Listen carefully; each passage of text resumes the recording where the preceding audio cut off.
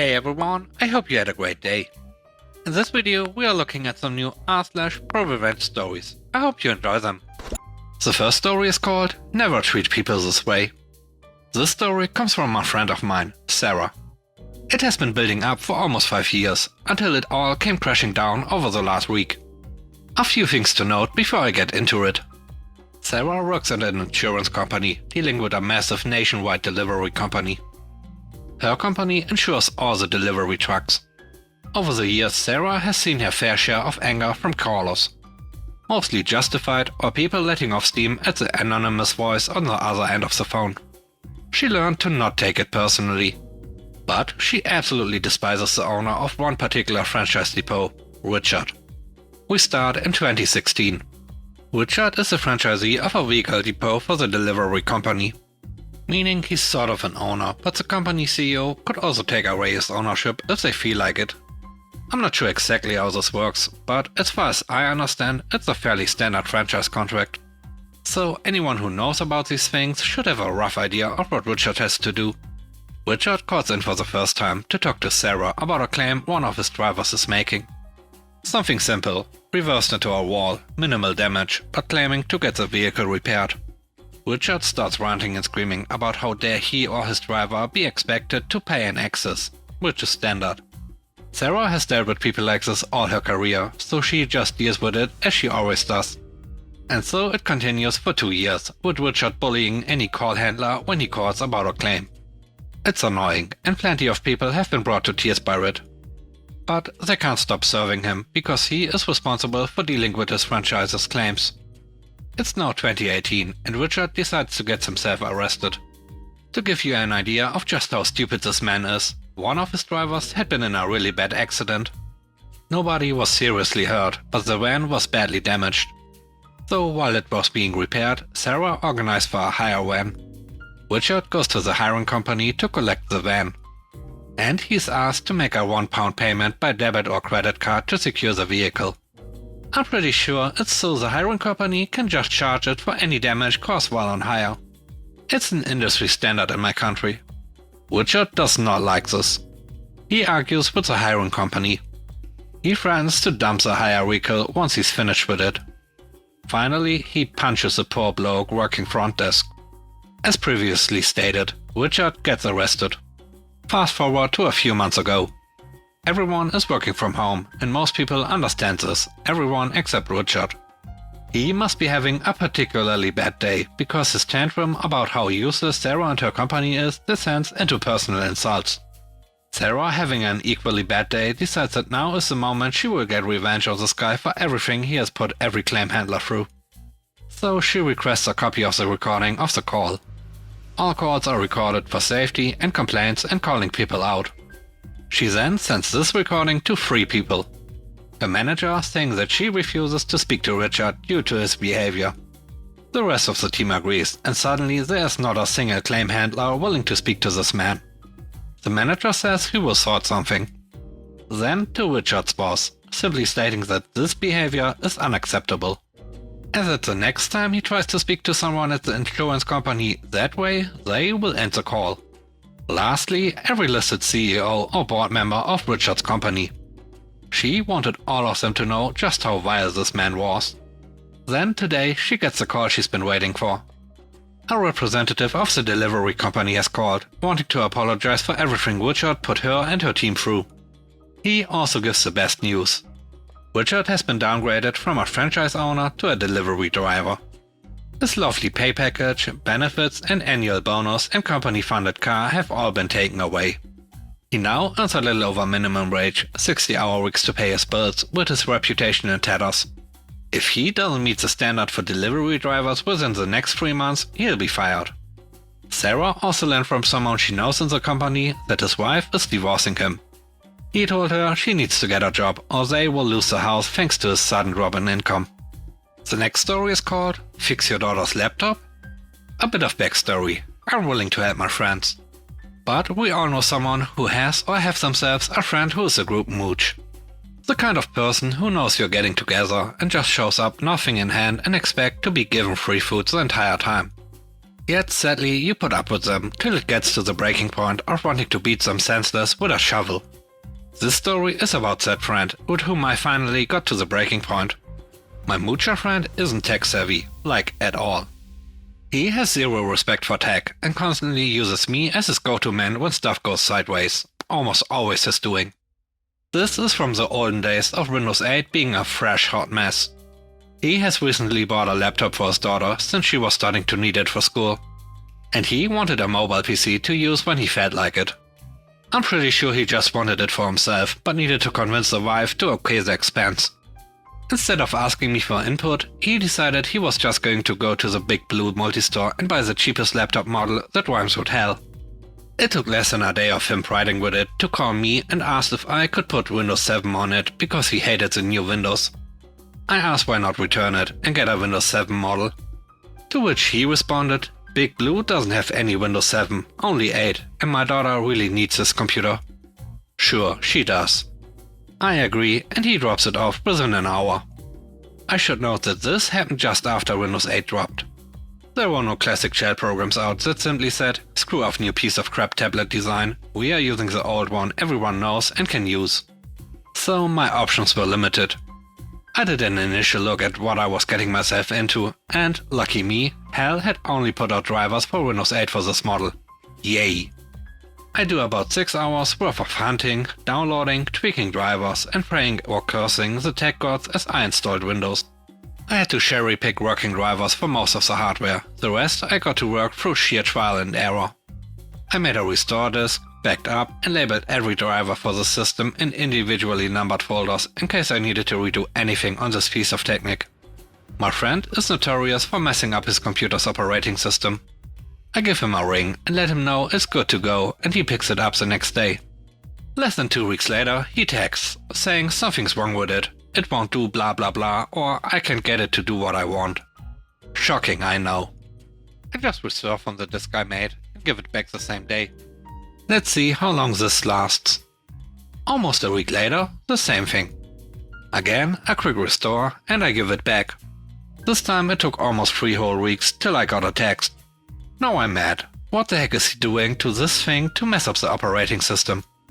I finally took the time to look at the system and see what the heck he was doing. He had a bunch of cracked games downloaded and was trying to run those. They had a bunch of malware on it. Oh, and a bunch of shady adult sites in his browser history. I'm livid. The only reason I kept fixing this damn thing was that it was supposed to be his daughter's. I got a hold of his wife to see exactly who was really using the laptop and for what. Turns out he told her it was having issues and he was constantly trying to fix it at home. He even took it to work to mess around with it when he had time. He was a manager at a hut that sells pizza. He's one of those real hands-on managers who let everyone know what needs to be done, then goes into his office.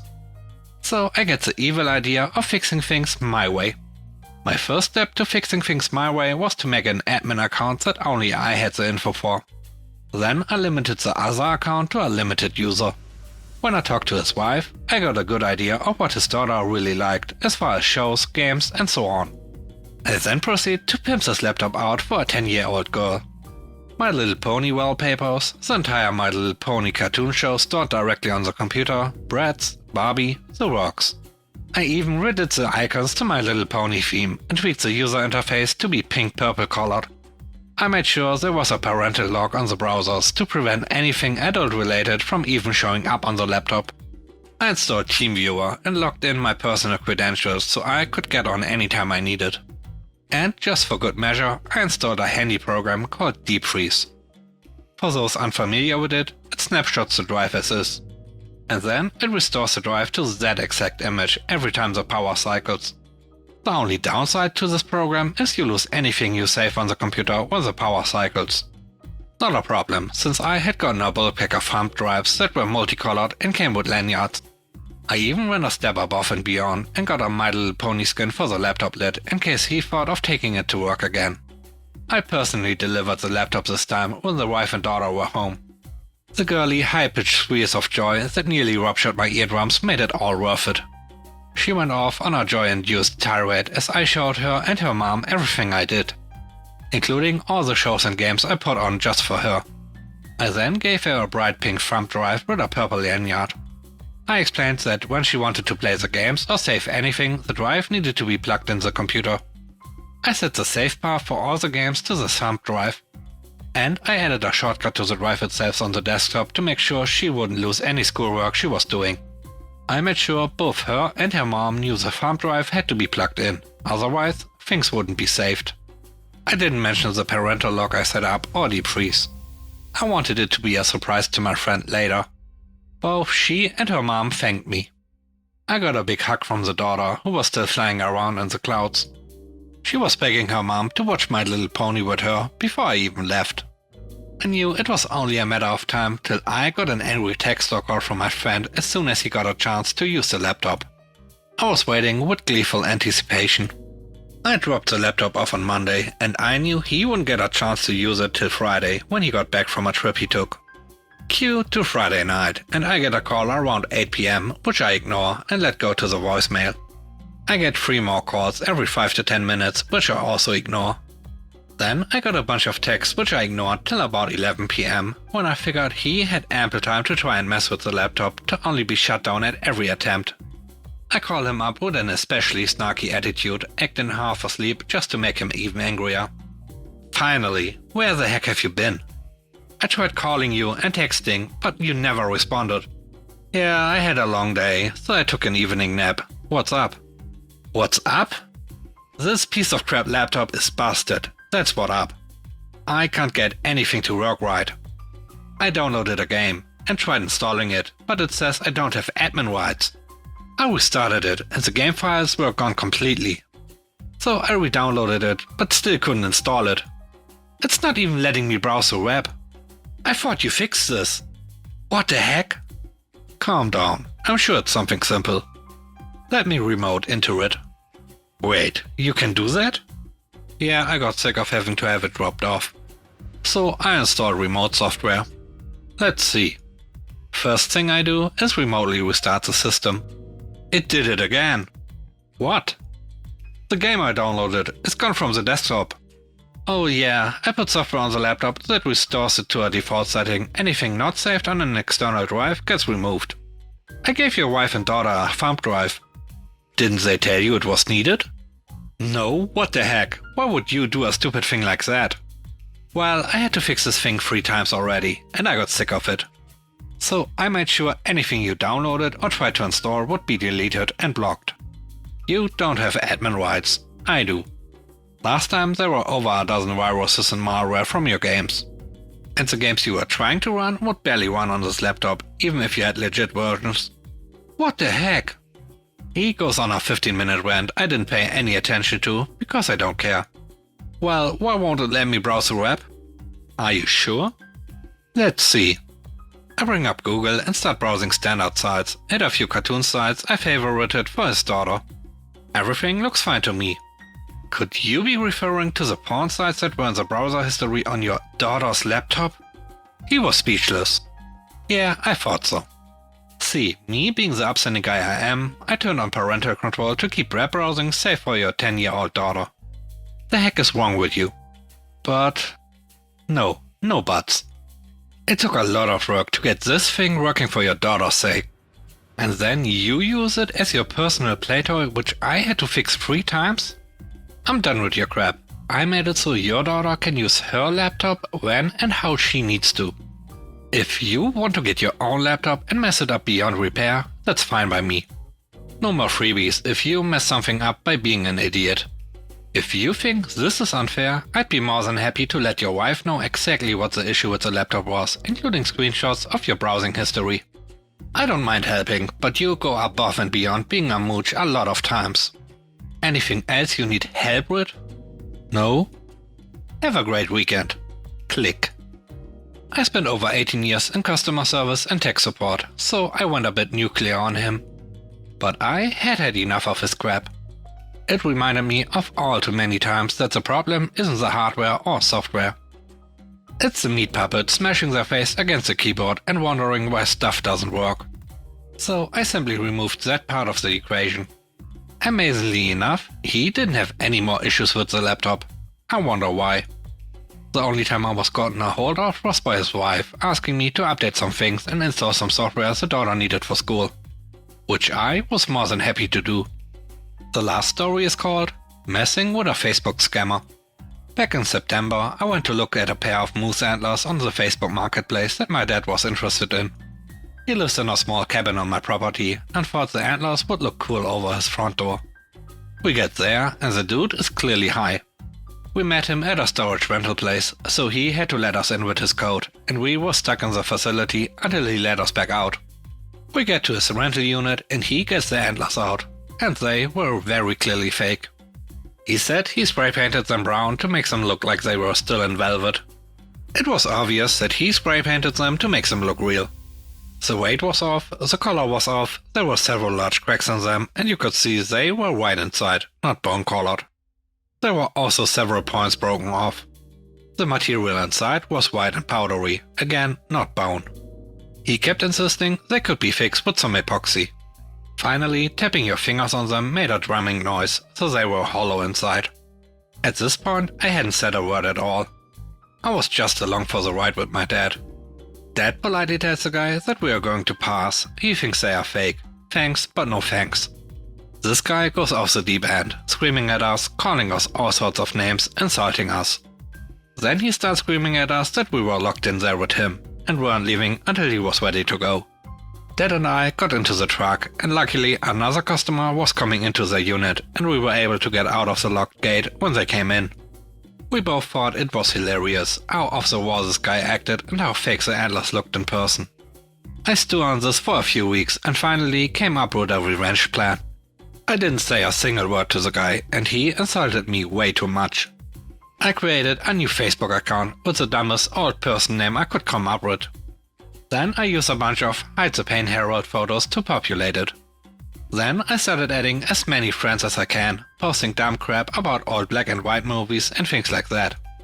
I spent a few days loading this account up as much as I could. Then once the account was 2 weeks old and I could get on Facebook groups, I go to a few of the groups I knew this guy was on. I found some of the items he had for sale. Luckily he had 2 large bookcases for sale. Great, something big and awkward to move around. Next, I do some research and find the most pain in the butt location in my city to get to. I pick a place that has no highway on-ramps, so it takes at least half an hour to get to it off the highway. I message him, and I asked if he would deliver since I only have a sedan, and he says yes. For $50 to cover his gas and a helper because they would take 2 people to move around. We set a date and time, and I tell him I'm going to meet him at a nearby grocery store since my house is hard to find. Finally, the time arrives. He messages me that he is at the grocery store. Now I come up with every annoying old person slow thing I can think of. I'm putting my shoes on. My wife is in the shower and I can't leave in case she slips. Then, oh, we've not gone anywhere in so long because of this China virus. My car battery is dead. Mr. Scammer finally asks for my address and says he will find the place. I get on Google Maps and find the most pain in the butt street to get to, knowing he's driving a full-size van and towing a trailer with the bookshelves. So I find a street in the very center of an old, badly laid out neighborhood, got on Street View and look for where the house numbers stop. And then I pick a number a few above that one. I test it in Google Maps, and Google Maps isn't smart enough to know that house number doesn't exist. It just points you at the end of the dead-end street.